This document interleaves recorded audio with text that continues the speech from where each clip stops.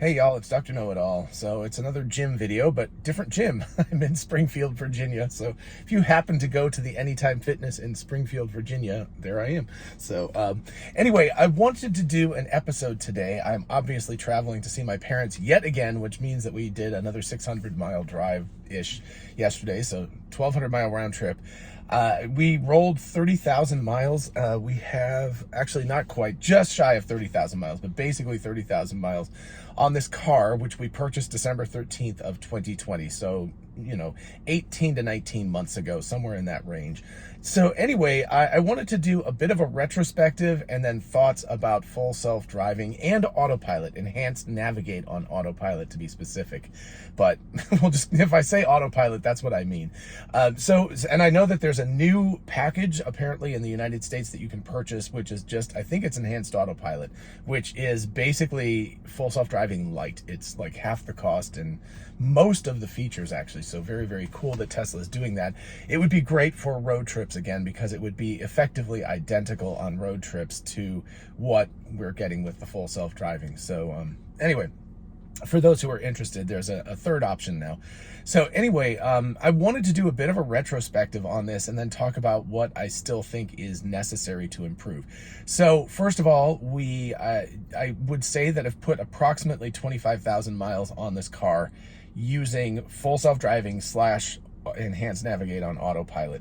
In the 70-75% range of all the miles put on. And you might say like, no, you didn't do that, because first of all, I didn't get beta until October of last year, so I haven't even had beta for a full year. But remember that previous to beta, we'd purchased the full self-driving or enhanced navigate on AutoPilot package, so you could still, even on city streets, you could drive it, you just couldn't make turns. It would still lane keep and everything. So most of the miles have been put on that way. This of course is my car as well, so misinformation. My wife, generally speaking, I'm in the car even if I'm not driving. So I've been participating in most of the miles that have been put onto this car. Whether or not I'm driving, I'm in the car. And again, most of our mileage has been put on road trips. We did, I think it was 3,000 miles down to Texas. We've done a whole bunch of trips up to see my parents because they're not in, they're aging parents, and so we're trying to go regularly. So anyway, I've done this trip a lot of times. And also last month we did the trip to see them, but then we also went up to New York and New Jersey in the groove, class of 87. So we did, reunions, and then went up to see my son in Brooklyn. So we did a bunch of stuff. So we put on somewhere around probably close to 15,000 miles just on road trips that we've done in this car. And I know that I'm not at all like one of the highest users. One of Mars Embassy, you should check him out on YouTube. He drives Uber and Lyft, and he says he puts on 10,000 miles a month, and he mostly uses AutoPilot. So anyway, there are people who have driven a lot more miles than we have, but I think 25,000 miles worth of AutoPilot / full self-driving is a reasonable amount of miles to give a sense of what's going on. So starting with, I was able to use AutoPilot within, I think, about 30 minutes after we purchased the car. When you purchase the car, they tell you there's an hour kind of calibration period. It ended up, and we had to drive like 65 miles back home from where the dealership was. But by about halfway home, it said you're allowed to use it. And so then, of course, I used it because I was like, yeah, let's find out. So, so basically from, 30, 40 miles in to owning the car, we started using AutoPilot. The one really big takeaway, I'm still, even now, I'm still getting used to it. My wife is less, not trusting. I don't even know what it is. It's almost like if you ride a roller coaster. I don't know if you've ever been to an amusement park, and this is maybe a bad analogy because you're going to get a bad idea about this. But you go, and the first time you ride a roller coaster that day, you're like, ooh, wow, it's super scary. And then if you ride it, like me and my brother used to do this all the time as kids, and you might ride it like 10 or 15 times because you find it when it's empty or something like that, and you just keep riding it. And eventually that kind of the fear factor just goes down and down and down. There is a kind of a feeling of that. Just yesterday, I'll just throw in one example. So we were in 3 lanes of traffic. We were in the far left. There was a center lane that was open, and there was a right lane with a truck in it, a pickup truck. And the car decided to make a turn back into the middle lane. All good. At the same time that the road was making a big sweeping turn like this is on an interstate. And so it made the turn, and as we're rotating, right, so we're making a multi-point kind of adjustment here, which is something that I as a human being actually wouldn't do. I would generally wait until the sweeping turn was done and then pull into the other lane if I was going to do that, right? But the car, it's like, it's cool, it can handle that, but it's a terrifying feeling to have the car coming closer to this pickup truck as we're making a sweeping turn. So the vehicle does that, and there's a level of sort of trust that it's going to be okay, that it knows what it's doing to some extent, and it's able to handle that. But it is still something that, you know, every once in a while I'm sitting there like, you know, with my hands on the wheel and going like, ooh, you know, am I gonna have to take over? But it's all good. Mostly in terms of like really tight turns and stuff. I think what it is it doesn't lane bias as much as humans do. So we tend to do, if you're driving in the center of a lane, so imagine this screen is the lane, and it's a really, really big lane. As you make a turn, what you do is you tend to bias towards the inside of the turn. So if you're making a left-hand big sweeping turn, you bias inside and then you move back to the center as you do it. The car doesn't do that, it stays dead center. Which means it's really, really good for things like construction when all the lanes get super narrow and you have to stay, you know, dead center. All that stuff is great, but it doesn't feel quite human.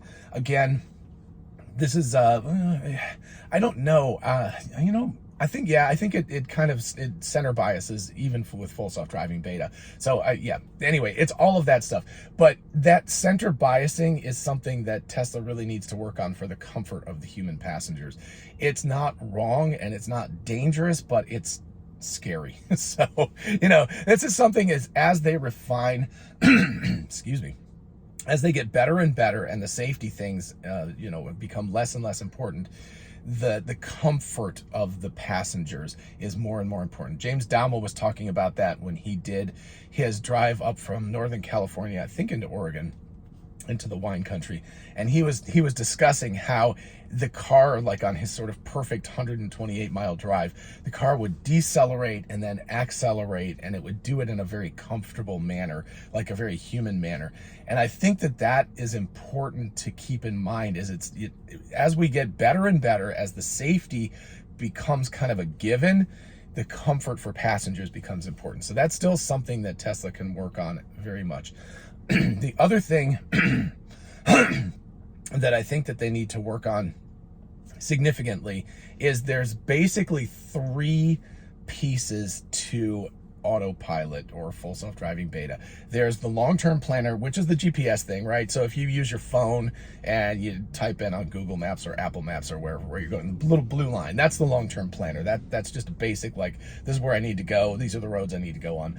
There's a short-term planner, which is the second-by-second planner, which is like, you know, am I in the center of the lane? Is somebody coming towards me? Like, you know, where do I need to be to make sure that I'm safe? That kind of thing. And then the middle part of that is the medium-term planner. I'm not sure this is what Tesla uses internally. This is what I call it. I call it long-term, medium-term, short-term planners. And the medium-term planner is the one that is problematic in my mind. And I've heard Elon and Andre Karpathy talk about this, that they're working on the medium-term planner. It's kind of the glue that holds the GPS navigation to the second-by-second safety mechanism, and it's not great. Number one, I don't think it's integrated particularly well. I don't think that it talks to the short-term planner as well as it should, but also it's kind of a little bit lame in terms of the way that it plans things. So we're talking 20 to 30 seconds, right? So a lot of times I'm like, we need to be over a lane to get into the turn lane to turn onto another road or something. And the vehicle, and you're like, oh, and there's a gap here. It's like, this is the time to go, right? So in your brain as a human, you're like, okay, it's 20 or 30 seconds away, but this is the time to do it because there's a gap in traffic and there's going to be a bunch of traffic after people go in. So it's not as assertive about getting over there because it's not planning out effectively. Now, I know that they're talking about doing this and they're talking about re-architecting it and stuff, so hopefully that's what they're doing. Also, interestingly enough, Elon talked about, and I just did a video on this, so check it out. I'll probably put a card at the end of this video for that. But Elon talked about specifically how the static neural network and the active neural network in full self-driving beta don't currently talk to each other. Hopefully that's been fixed in one of the alpha versions that's out there, but we haven't seen it yet. And that basically means that there could be mistiming or miscommunication between the two different networks. The static network would be like garbage cans, parked cars, lanes, curbs, etc. And active, you know, there are things that are moving, like cars that are driving and people and bikes and etc. So those two don't talk to each other particularly well right now. So that's another area of active concern. The other thing, of course, is the AutoPilot on the highways, which still uses the same AutoPilot. If you don't have full self-driving beta, when you get on the highway like an interstate, it's the same AutoPilot that we're using with full self-driving beta and you're using with the old thing, because it's still using a very hard-coded, you know, a lot of C code, a lot of that kind of stuff. that it works really, really well, but it still has some significant problems. Number one, terrible about merging onto the highway. It waits till the absolute last second and then goes shoop, because it's very much lane centering. So what it does is it's like, I'm in a lane, cool, right? But you see the little dash lines and you're like, you got to turn. And then what it does is it actually follows the line of the merge. So it goes like that and turns in, which is not good. Again, not good long-term planning. It should be thinking as soon as it can merge onto the highway, it should get onto the highway. So anyway, that's not ideal. The other thing that is very annoying with the current stack is, number one, you have to jiggle the steering wheel when it decides it needs to make a lane shift. So, right, so you're in the right lane, you need to move to the left lane.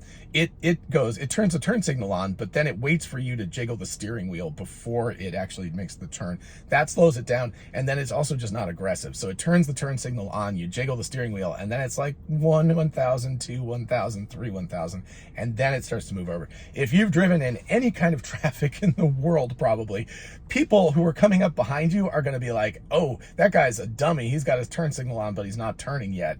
And they'll just fill that space up. So it causes awkward situations where the car either cuts somebody else off or it's unable to get into the other lane. So it needs to be much more like full self-driving beta, where it's much more assertive. As soon as it turns that, I always say it's like a warning, not a request, right? When I turn my turn signal on, it's like, I'm going, not please can I go? So, you know, it's like turn signal and then move into the other lane safely, of course, but it needs to be much more assertive. So there's a lot of these things that are still sort of out there and need to be accomplished and overcome.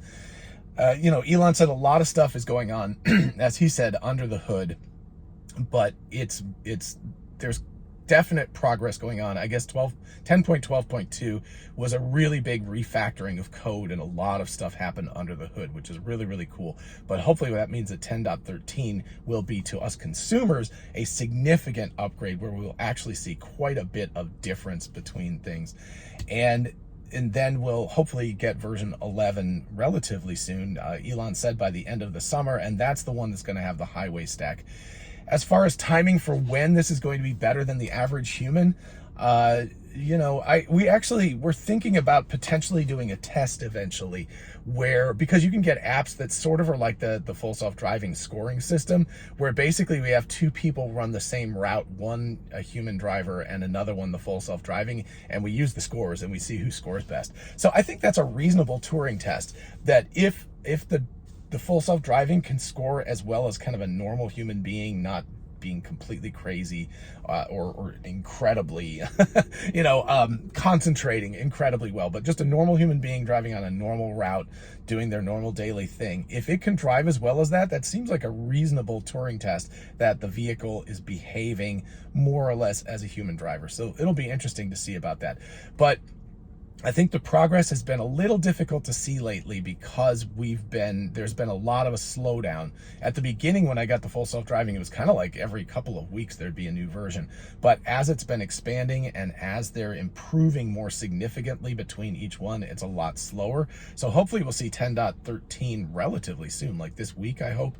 And then, of course, version 11, who knows if there'll be a 10.14 or something first. But anyway, hopefully we'll see, you know, a significant improvement.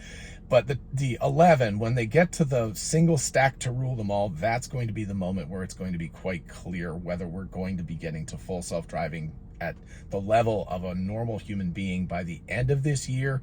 So basically level 4 autonomy, which means in most circumstances that it would be able to drive on its own.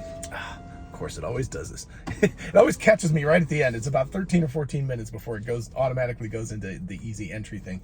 Anyway, so it'll be somewhere around the end of the summer, probably, before we get what I would consider to be the most significant data point about whether the vehicles will be able to have level 4 autonomous capabilities by the end of 2022. So obviously, we're halfway through 2022 at this point. So we'll see how it goes. I'm going to still hold out.